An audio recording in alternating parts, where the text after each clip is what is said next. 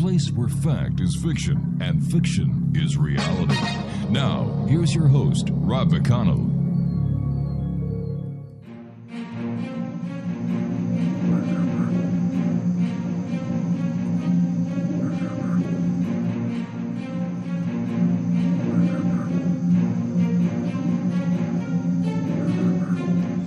Welcome back, everyone. This is the X Zone. I am Rob McConnell. We're coming to you live and around the world from our broadcast center in Hamilton, Ontario, Canada, on the X Zone Broadcast Network. Check us out online at www.xzoneradiotv.com, where you can listen to the X Zone 724, 365, as well as live broadcast Monday through Friday from 8 p.m. Eastern until midnight. Check us out on all social media sites at it's just X Zone Radio TV. And if you'd like to send an email, xzone@xzoneradiotv.com. My guest this hour is no stranger to the X Zone. We have Howard Bloom on with us this hour. We're going to be talking to Howard about a number of topics. It's always great having Howard on the show. He is the author of many books, including The God Problem, and what I like to call the Rosetta Stone when it comes to, how should I say it, what's going on in the Middle East and places above and beyond. The Muhammad Code. It's available on Howard's website at www.howardbloom.net. And Howard, welcome back to the X Zone, my friend.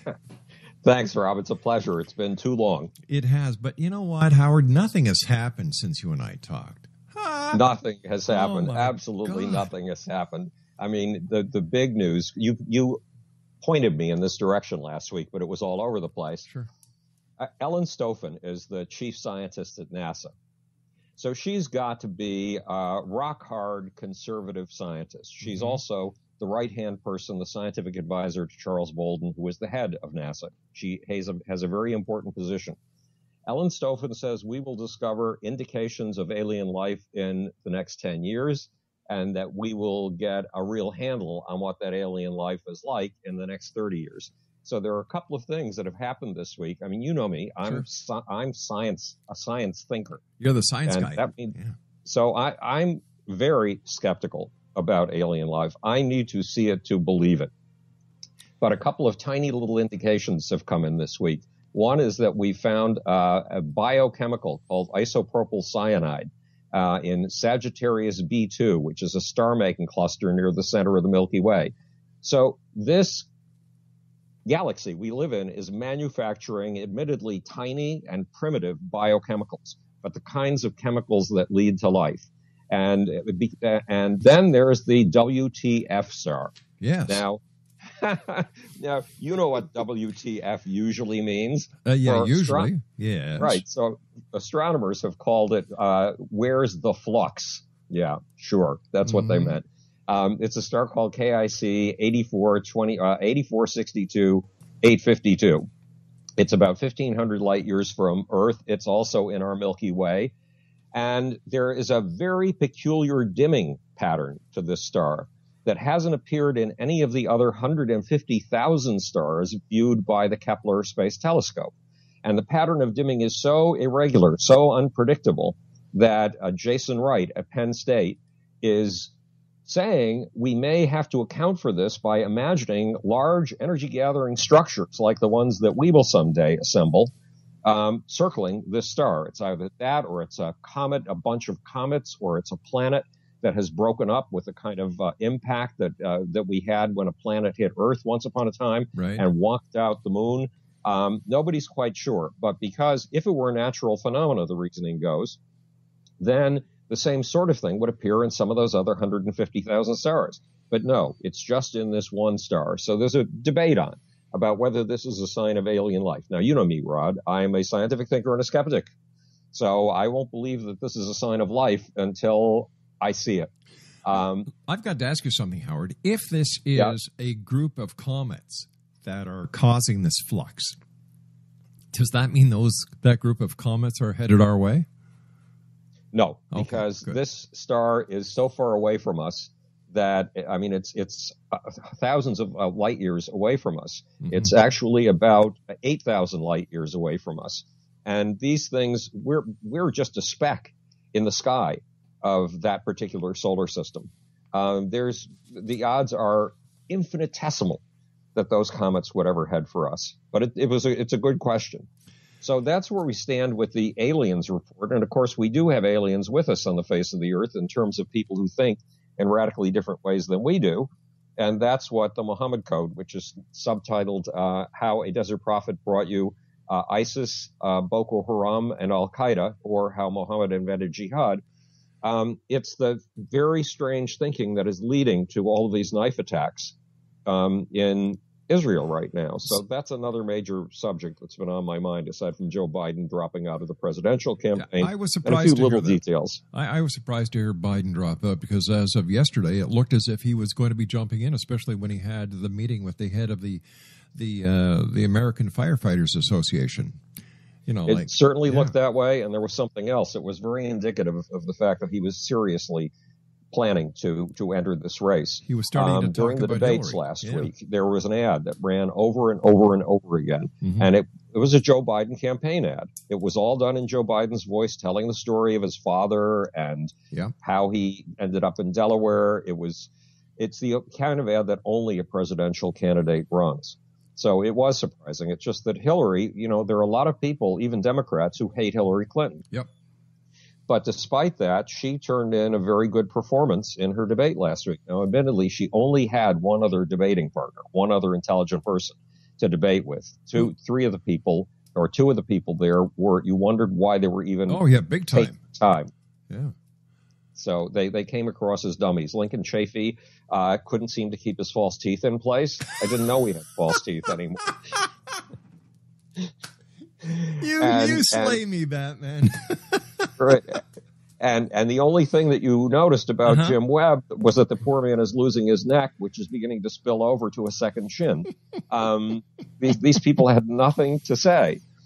But so it was not, at any rate, it was not the degree of excitement and competition that you saw in the Republican debates.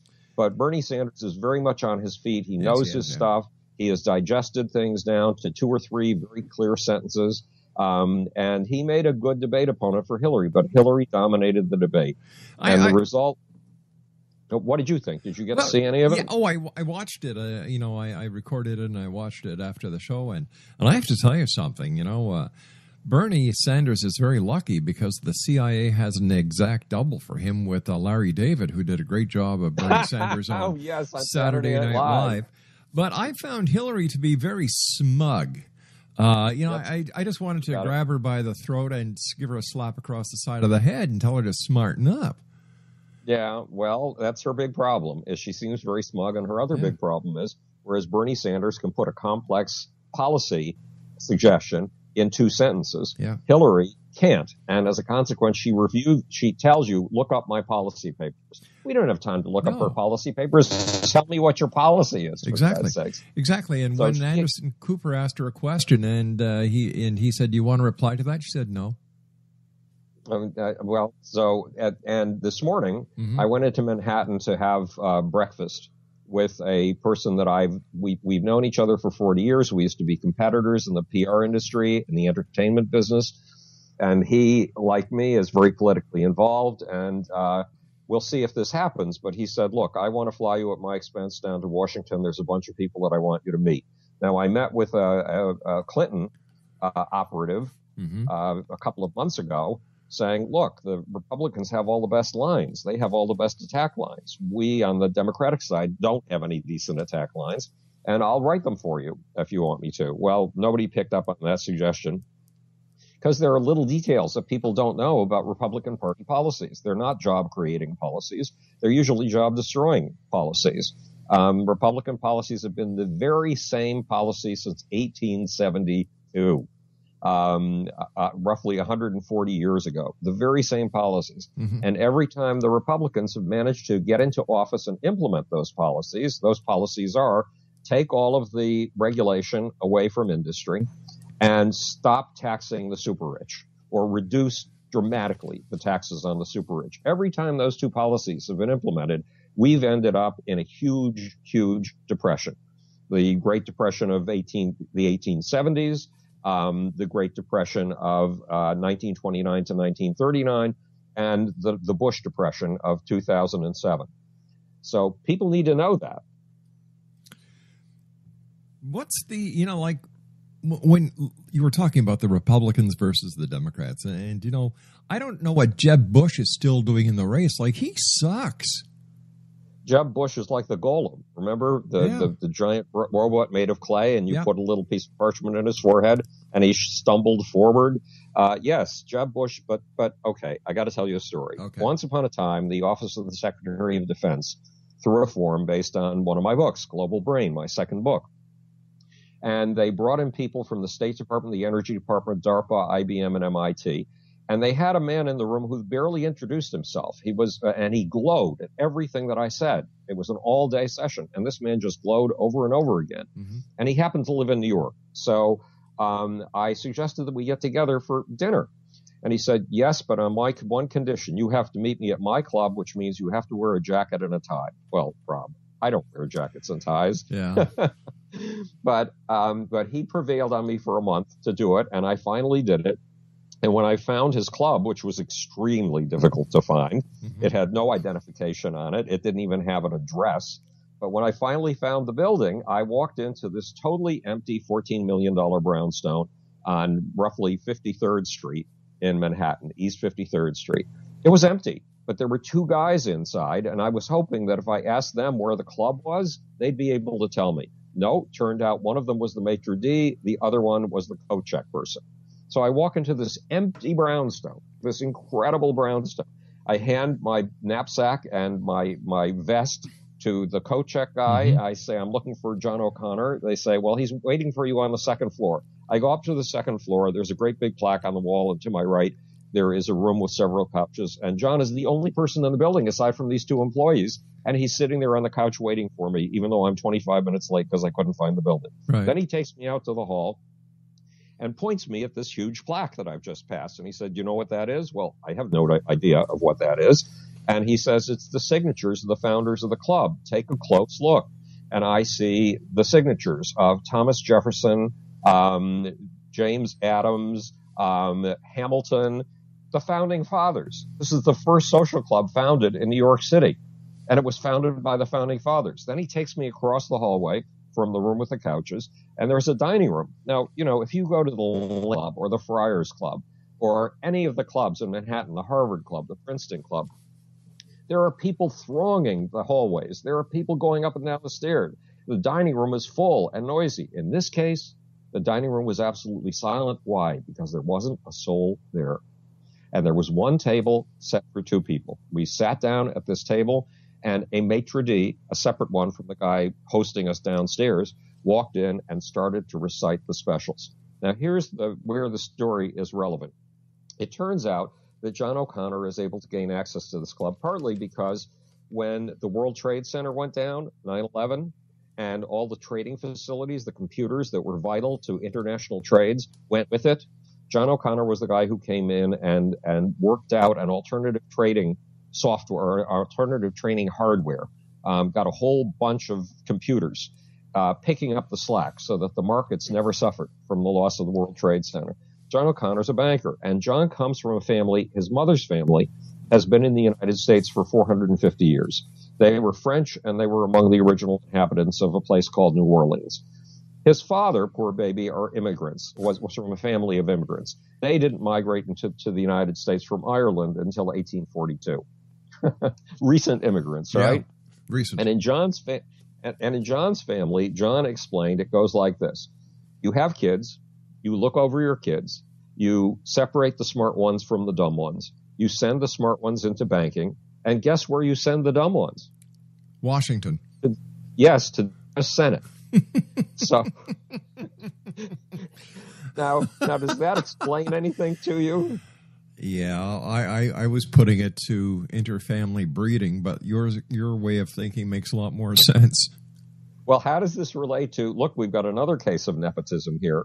another Trudeau, one that people over the age of 60 remember as a baby, is now the baby in the Prime Minister's chair in Canada. That's right. And he's immediately withdrawing Canadian combat forces, mostly Canadian combat planes, from the battle against ISIS. What gives? I have no idea. You're as shocked as I am.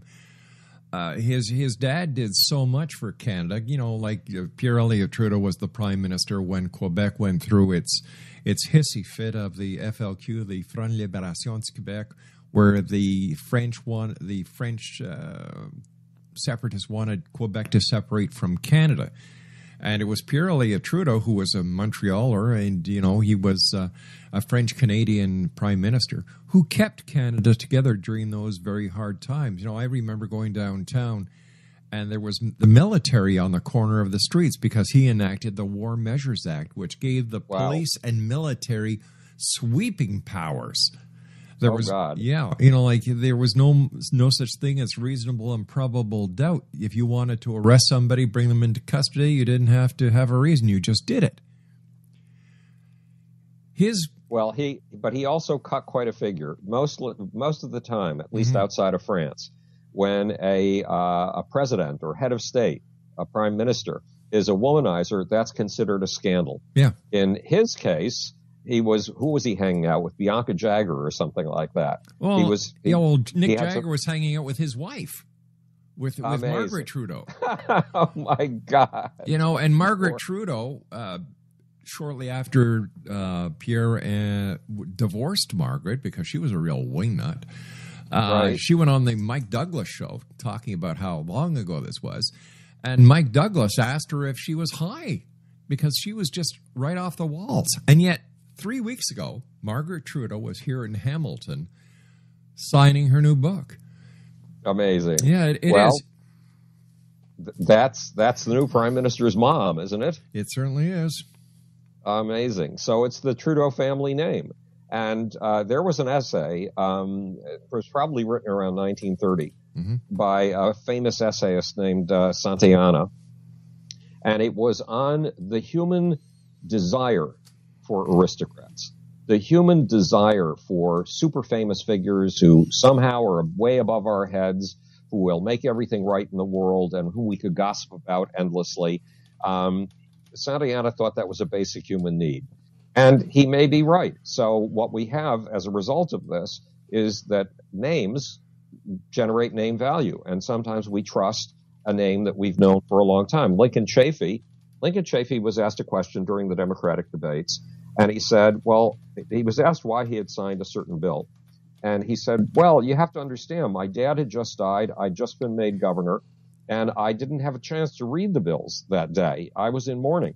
Well, Lincoln, if you just got to the governorship because your dad died, and you're demonstrating your incompetence right now here on live television, and you want to be president, I mean, get serious. But these dynasties, there's a big story in the Atlantic in the current issue by a friend of mine, James Fallows, and it's a story about what's his name? The Vice President Al Gore. It's a story about Al Gore and how wildly successful his current investment bank is.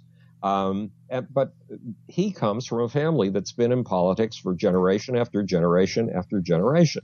And the same is true for the Clintons just started to get into politics with Bill Clinton.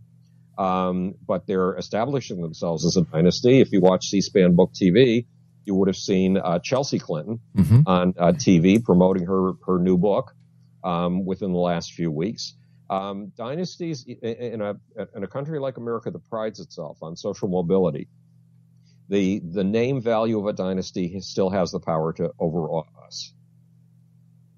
And that's what's going on in Canada right now, in part. We'll hope that Trudeau's policies. I mean, it's crazy for Trudeau to be pulling forces out of the fight against ISIS because Canada has a very large Muslim population. Very large and growing all the time. And this is what happened. Trudeau pandered and catered to the Muslim population. He went to all the areas in Ontario where the Muslim population is very strong, as well as did Mulcair, the leader of the NDP party, and former Prime Minister Stephen Harper. Well, this is a real problem because everything I'm about to say will be considered racist or Islamophobic. But not here it won't. Well, as far as Islamophobia is concerned, that's a phony term. The number of attacks against Muslims, at least in the United States, are something like 1/8 the number of attacks against Jews in the United States. And sometimes even a paranoid is right. Even a paranoid delusional person is right. And if you know the history of Islam, it is your obligation as a good Muslim to make war against unbelievers and to kill them. And that's how you get to paradise, is by killing them. Now, fortunately, most of the Muslims in the United States, to the best of my knowledge, and there isn't much knowledge, there's been a real dearth of polling, but most of the Muslims in the United States and Canada do not believe in that and would never commit to that. They are modernist, pluralist, tolerant people.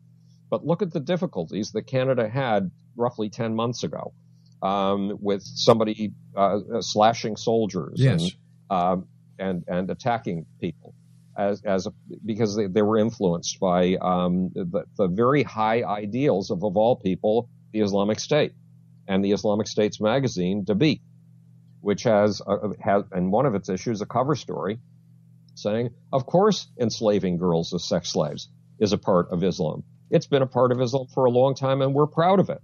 Of course, selling women as sex slaves in the marketplace is a part of Islam. It's been a part of Islam for a long time. And when Dabiq says things like this is the Islamic State magazine, it backs it up with passages from the holy books, with passages from the Quran, and with passages from the Hadith. So if even only 1 out of 100 Muslims in Canada or the United States is won over by these jihadist arguments, which go all the way back to Muhammad and are authentically Muslim, very authentically Muslim, we're in trouble. Here's something that you may not have heard about in the States. There's a Canadian broadcaster in Vancouver at a station there who was rather upset because the Indies in Vancouver, or the Hindis, I should say, want to have the right to sing the Canadian national anthem in their own language. Not English, not French, but their own language. And this announcer said, well, no, you're in Canada. We have 2 official languages, English and French. Right. Anyway, he said he was dead against it, and so am I. An MP filed a complaint against the radio station and the radio announcer because the MP, who, by the way, was a new Canadian, because of racism. It's a very disturbing trend in France, and this is 10 years ago or 12 years ago. Brigitte Bardot was involved in an anti-animal cruelty campaign, an animal rights campaign. And she considered the way that the Muslim ritual way of slaughter to be cruel, and she said so.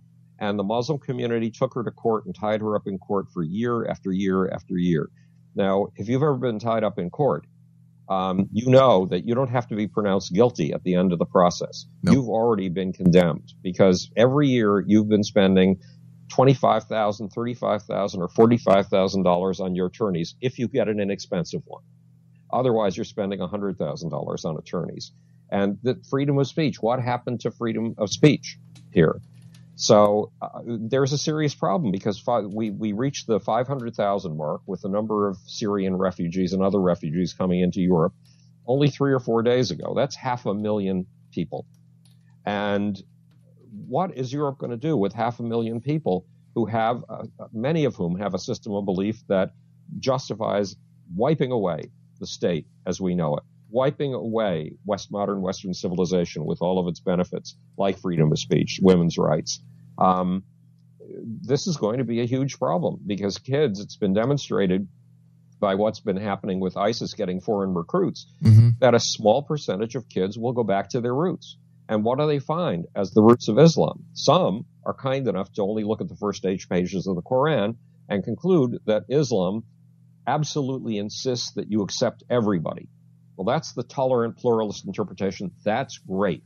But a small percentage of them are going to find the real roots of Islam, Muhammad's conquest of 315 square miles of territory a day, and Muhammad's absolute pride in slaughter. Not only did Trudeau,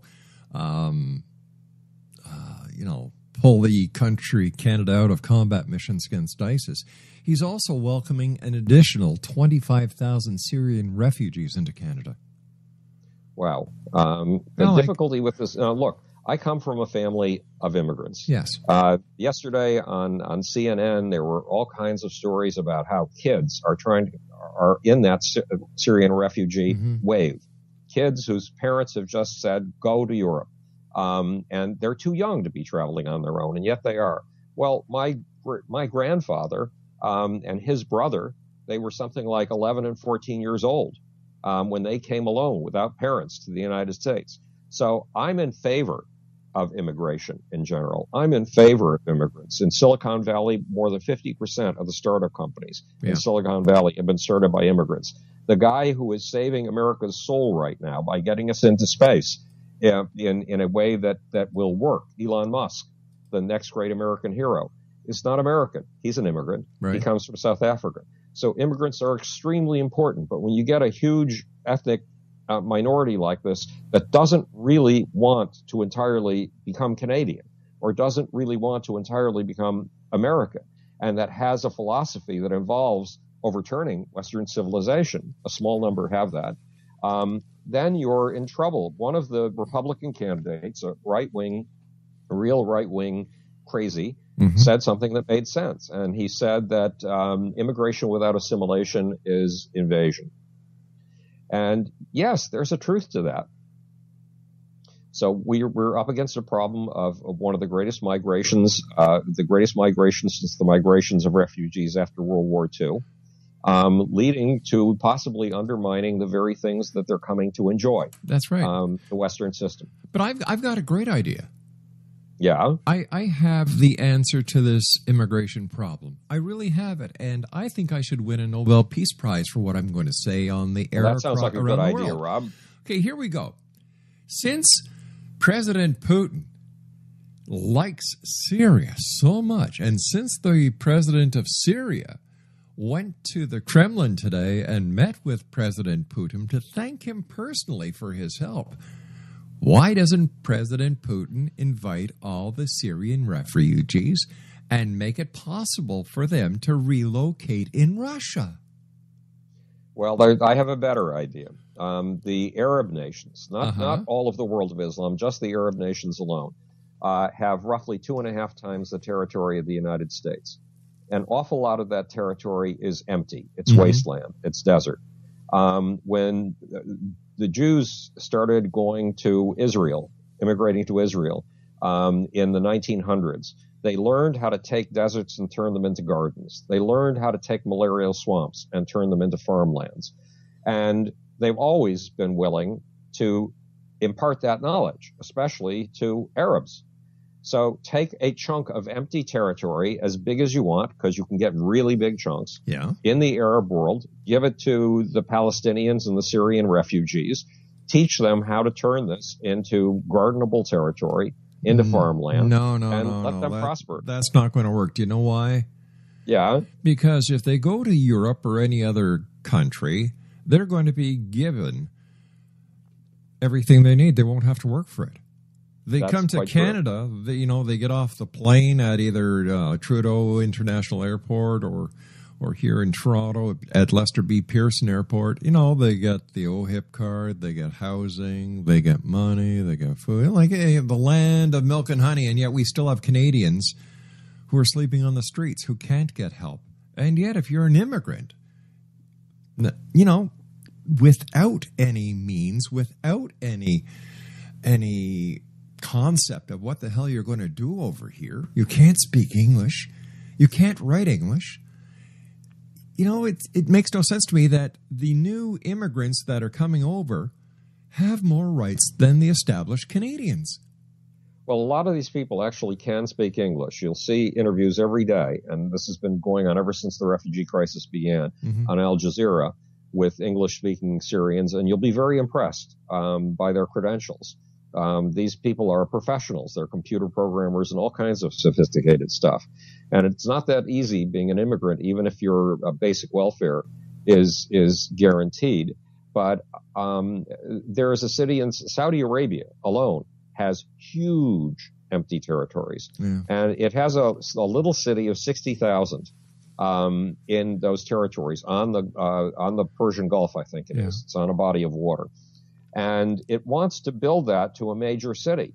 Well, if you want to build that to a major city, take Syrian refugees who are sophisticated, who speak English, presumably speak Arabic. Of course, they have to speak Arabic, right, and who understand things like computer programming, and use them as a talent pool and build that city up as you want to 1 million from 66,000. And we can give you the first 500,000. They're the Syrian refugees and the others that are coming from Eritrea and other strange places in Africa. You know what I've learned over the past couple of days, my good friend, is that there is a movement that is growing in Canada, an unseen movement of Canadians as well as new Canadians who come here, and they've worked generation after generation. They've built Canada to what it is today, that are really pissed off at the over-political attitude of the Canadian government. Whether it's Liberal, Conservative, NDP, Green, or any other party. What are the things that they're specifically targeting? Well, they're saying that this right to wear the jihad or whatever it is, right, hijab, hiding the face, is ridiculous, because according to the highway code, I cannot wear a mask and drive a car. That's very interesting. And yet, because of their religious status, they can. In fact, there have even been pictures of Islamic women wearing just, the entire garb with just the eye slits. In Canada? In Canada, with Ontario driver licenses. Amazing. That's pretty astonishing. Well, part of my brain says, don't make a big fuss about Islamic dress. That's not what counts. It's behavior that counts. I agree. You never judge a book by its cover. Yeah. However, and we let Jews wear yarmulkes, which are strange little things. We've never had Jews fly jets into the World Trade Center or go to Ottawa and slash people with their turbans. Have never flown jets into the World Trade Center either. But I have to tell you something. When it comes to sheiks. It riles me to see a sheik in the RCMP wearing a turban. Very interesting. So what is a sheik doing in the Royal Canadian Mounted Police? Oh, a Sikh. A Sikh. A Sikh. Yes, a Sikh. Yes, okay. A Sikh. Yes, a Sikh. I'm sorry. Isn't a sheik a little piece of plastic you use when you're having intercourse? Yeah, no, a Sikh, I find... the RCMP to me are what Canada, they represent Canada. And I understand that Canada's a multinational, religious country. I understand that. But there has to be a limit. There has to be a limit. Like you just mentioned the yarmulkes. I've never seen a Mountie wearing a yarmulke. And if it is, it is under their uniform hat or their Stetson. Right. Well, you put your finger on the most important thing of all, which is that no Sikh has ever flown planes into the World Trade Center or, in fact, been responsible for any act of terror. Any. And no Jew has anywhere in North America has ever been responsible for an act of terror. People like David Koresh, who got involved in terrorist acts, or Timothy, whatever his name is, Timothy McVeigh, who blew up the buildings in Oklahoma. These are not Jews. These, in fact, are very religious. In Timothy McVeigh's case, very religious Christian, and in the case of David Koresh, he made up his own religion. God knows what it was. And just seeing all this, Howard, I understand why certain people have their blood boiling. And I've seen more T-shirts than enough that say, nobody asked me if I wanted to be politically correct. People are wearing these out because people are fed up, and yet they can't talk about it without fearing that they'll be classified as a racist. Right. Well, the word racism, there's been a lot of coverage this week of the fact that over the last approximately 3 to 4 weeks, it's become very popular among Palestinians to stab Israelis, preferably to stab them to death. But why? And, well, because these kids are taught in their high schools, they're taught in their primary schools. Right. They are taught that killing Jews is a noble deed. Just like the Muslims are taught that killing non-Muslims is a noble deed. Right, but these are Muslim Palestinian kids. And one thing you have to realize about Muhammad, not only did he invent jihad, not only did he send his letters to the emperors in 628 AD saying, this is an invitation to Islam, either you accept the invitation or I'll have to deal with you by other means. In other words, indicating a clear goal of world conquest. I mean, he said that God unrolled the scroll of the earth to me and showed me that all of the west shall be mine, all that is to the west shall be mine, and all that is to the east shall be mine. So he laid out global conquest as a goal. But whenever Muhammad couldn't produce a real, genuine military victory, and a victory that produced large amounts of booty, spoils, clothes you could rob from the dead soldiers in the battlefield, weapons you could remove from the dead soldiers in the battlefield, women and girls who you could steal and turn into sex slaves because you'd killed their fathers and their husbands. When he couldn't produce those bounties, those rewards, he immediately picked a Jewish suburb and attacked it. And the Jewish suburbs were not strong enough to resist him. And in most cases, he took all of their goods, he took all of their lands, and he did an ethnic expulsion. But in one case, when he wanted to terrify the Meccans into surrendering without a fight, he went to a nearby Jewish town. It was considered the Garden of the Hejaz, the garden of what we now call Saudi Arabia. It was the richest town because of the efforts of the Jews, not because it was naturally that way, because of the efforts of the Jews, just like Israel. And he besieged it, and when he took it, he killed every single man and boy old enough to have pubic hair. Every single one of them sat in the marketplace all day while his lieutenants sawed off the heads or chopped off the heads of between 700 and 900 males. Muslim kids are taught that the day of judgment will not come until every stone and tree shall stand up and say, there is a Jew behind me, kill him. They are taught that Jews are the sons of pigs and monkeys. Where did they get these lines? They got the line about the pigs and monkeys from the Quran. It's right there in the Quran that Jews are the sons of pigs and monkeys. They got the idea of that every tree will stand up and say, there's a Jew behind me, kill him, from, I believe, 3 different passages in the Hadith, which are the records of everything Muhammad did. They're holy books. So these kids are taught that killing Jews is the greatest thing you can do, one of the greatest things you can do on planet Earth. That's why, I mean, we get news reports on outlets like CNN talking about protests in the streets of Jerusalem. No, they're not protests. When people are shouting, kill the Jews, kill the Jews, kill the Jews, and that's condoned by the international community. Yeah. And this violent racism, this racism of mass extermination, that this world will not be complete until the Jews are totally and thoroughly exterminated. This is what kids are taught in school, and the world never complains about it. The world is an accomplice, and CNN is an accomplice right now in making the issue about Benjamin Netanyahu's trip to Germany. The big issue is Netanyahu has embarrassed himself by claiming that the Mufti of Jerusalem gave Hitler the idea for the final solution. Well, in the stories that you see covering this, you'll see things that the Mufti of Jerusalem did that are blood-curdling. Right. I mean, the one thing you won't see is the Mufti of Jerusalem took a trip to Germany. He saw a concentration camp filled with Jewish children. He went to Adolf Hitler and he said, could you please do me a favor and exterminate those kids? And Hitler did it. The Mufti of Jerusalem encouraged Hitler tremendously in this goal of exterminating the world's Jews. He went and recruited among the Palestinians to find soldiers he could put in the SS whose purpose was to kill Jews. Are any of the headlines about this awful stuff the Mufti of Jerusalem did the stuff that is part of the Palestinian legacy? Because guess who was the nephew of the Mufti of Jerusalem? A guy named Yasser Arafat, the legendary founder of the Palestine Liberation Organization. Yeah.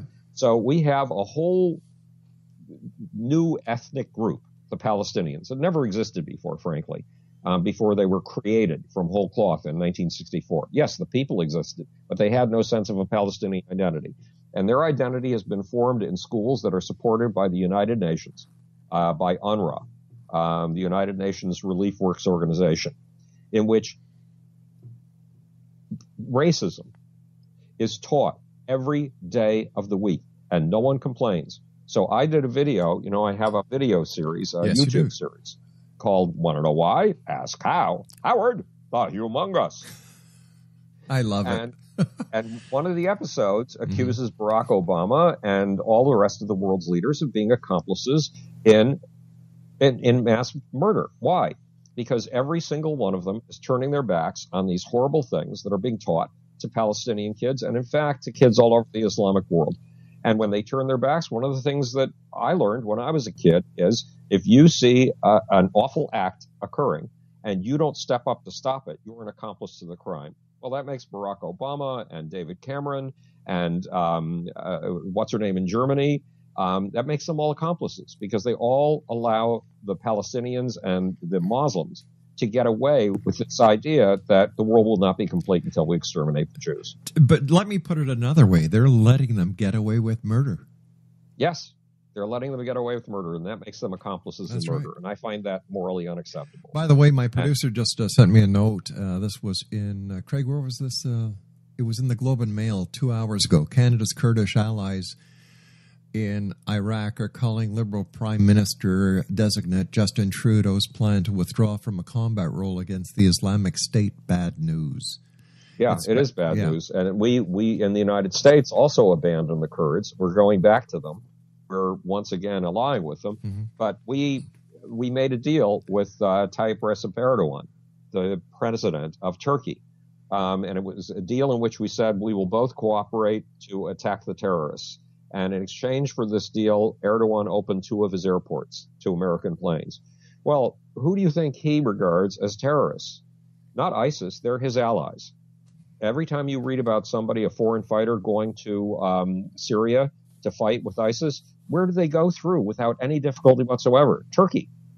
Turkey allows the shipment of arms to ISIS. When ISIS fighters are injured, they come to Turkish hospitals and are given royal treatment until they're better. And Turkey, you know that ISIS makes between $1 million and $3 million a day from the sale of oil. Guess what country ISIS sells its oil through with official complicity? Turkey. So Turkey is the greatest ally that ISIS has got. So when Erdogan, the president of Turkey, made a deal with Obama, the president of the United States, to attack terrorists together, to both attack terrorists, Erdogan immediately set about attacking the Kurds. Now, he had a peace deal with the Kurds. The Kurds had made a truce with him. The Kurds have been fighting for independence for something like 50 years. And there was peace, absolute peace. And Erdogan was the one who broke the deal. And there's a sneaky reason that Erdogan did it. Erdogan called elections in June. And those elections, he was hoping to get a supermajority so that he could put a new constitution in place. That new constitution, which has been in the works for roughly the last 2 years, would allow Erdogan to be president for life, just like Vladimir Putin is, for all practical purposes, president for life in Russia, or like Hugo Chavez was president for life in Venezuela. And he failed. Erdogan failed to get his supermajority. Why? Because the Kurds have a pro-Kurdish party and a pro-minority rights party that's even for minority rights for the lesbian, gay, and bisexual community in Turkey, and there is one. And that party won 13% of the vote, which meant that they got 80 seats in parliament. And there went Erdogan's supermajority to make him president for life. And he was furious. And the traditional way of handling the Kurds when they get into democratic politics and do well is to outlaw them and arrest all of the people who made it into parliament, where Erdogan couldn't get away with that this time because he's under the gaze of too many international eyes right now. Instead, he started to attack the Kurds, except every time there was a counterattack against his forces, he told his people nothing about the attacks about the Kurds. But every attack against Turkish forces was designed to, he used it to demonstrate that it's the Kurds who are attacking us. Well, that's horsepucky. The Kurds were not attacking the Turks. It was the Turks attacking the Kurds. Why did he do this? To make the Kurds sufficiently impossible so that he could throw a snap election and get those Kurds out of the parliament, get his supermajority, and make himself president for life. Now, all of the polls, the elections, the next elections, are happening in 10 days. And the polls so far seem to indicate that Erdogan is not getting his wish, that he has not been delegitimating the Kurds. Now, you've noticed that, if you've noticed this in headlines, over the course of the last few months, the last 3 months to be specific, there have been 2 major terrorist attacks within Turkey itself. One of those was in a town where a bunch of Kurds were getting together for peace purposes, in order specifically to get stuff together for the citizens of Kobani. Remember Kobani? Yes. The town that was under siege from ISIS for months, month after month after month. They were getting together stuff for the citizens of Kobani. A bomb went off. 33 of these kids were killed. Yeah. And then a week and a half ago or so, on a Saturday, there was the biggest bombing in the history of Istanbul. And in this case, over 100 people were killed. Well, guess what those 2 bombings had in common? They were both bombings against Kurds. Now, Erdogan, who is trying to delegitimate the Kurds, did it, among other things, by getting armed gangs of his so-called nationalist supporters, to attack 100 Kurdish headquarters, 100 Kurdish political headquarters, in advance of the last elections in June. The odds are that it was Erdogan who was behind these 2 bombings. It is his modus operandi. He claimed, his state forces claimed, that it was ISIS. I'm sorry, this is not ISIS's modus operandi. And they don't have that much of a beef. They don't have any more of a beef against the Kurds than they have against everybody else who's not their particular brand of Islam. So in all probability, Erdogan was behind these 2 bombings. It's sneaky business in Turkey. And we have to really know who the players are. You know, we've talked many times about the fact that the so-called Syrian civil war is not a civil war. It is a sock puppet war. It's the proxies of Iran, who we call the opposition, against the sock puppets of Saudi Arabia, who we call the opposition, versus the sock puppet of Iran, who is Bashar Assad. And we have known, you and I have discussed this on this program several times, the fact that that Russia has regarded Iran and Syria as part of its vital allies in an alliance that it considers to be the counterweight to NATO. So it's not surprising that Putin has gone in to protect his asset, who also happens to be Iran's asset, and that's Bashar Assad.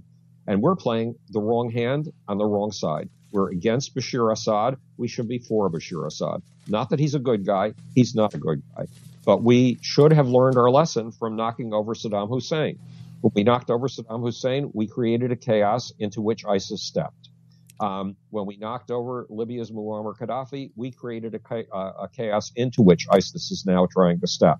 We cannot afford another chaos. We need to get behind the dictators. All right. Speaking about chaos, Hillary Clinton goes before Capitol Hill talking about Benghazi tomorrow. Do you think the Republicans are out to get her, or is this a ploy by the Democrats to get the attention off all her fallacies and point the finger at the Republicans for trying to discredit her? The Republicans are trying to discredit her. That's all they're interested in doing. They couldn't care less about Benghazi.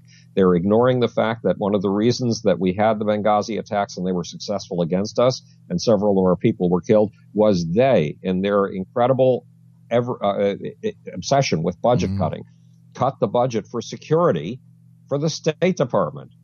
That was them. That was the Republicans who did that. They are responsible for the deaths. Now, there's a problem here. First of all, there is no problem with the emails because Republicans heads of state or secretaries of state have also used alternative email solutions, and nobody's talking about that. The emails are not really a problem, but there is a problem in the fact that Susan Rice, 3 days after the attacks, went in front of all of us, and I believe it was I forget where she was speaking, but she was speaking in a very important place, And she said that the Benghazi attacks were the result of protests against an American film that was critical of Islam. Yes. She was wrong. And by that time, 3 days after the event, she should have known better. And unfortunately, the Obama administration has a habit of trying to pull the wool over our eyes. It treats us as ignorant fools. I've told you this line that one of my clients had up on his wall. They must think I'm a mushroom because they feed me excrement and they keep me in the dark. Yeah. And that's how the Obama administration has been treating the American public. Do you know I have that very same poster up here in my office? Oh, terrific. And the word on the poster is not human excrement. No, it's not. Something related to that, right. It's much shorter and has 4 letters. At any rate, the point is that we should have known the truth by then, that and that Barack Obama promised us transparency and hasn't given it. Mm-hmm. But the fact is that Democrats, Republicans, they've all been taking us for fools for a long time and not giving us the facts. My gosh, Howard, there's so much is going on. I'm just going through my notes, and we've touched upon everything. I was surprised when Biden backed out today, especially the way he was going, and like you said, the ad that ran. Do you think that there is something behind the scenes that the public is not privy to yet on why he made this sudden change? The only thing that would go on behind the scenes that I can think of is negotiations, which were probably very heavy and have probably been going on for quite a time between the Clintons and Biden. Mm-hmm. And the Clintons possibly convinced Biden that it would be best for the Democratic Party if he stepped out of the way and didn't create a nasty fight. Unfortunately, it's not good for Hillary because she needs more intelligent, articulate, quick on their tongue opponents than Biden to really get rid of that smugness that you were talking about. Because, yes, there is that smugness. And a lot of people simply have a visceral reaction against Hillary. Mm-hmm. But if it comes down to Hillary and a Republican, again, Republicans have a history of crashing the economy and doing stupid things internationally. Well, what do you think Trump would do for the economy if? Oh my God, Trump is a total wild card. Yeah.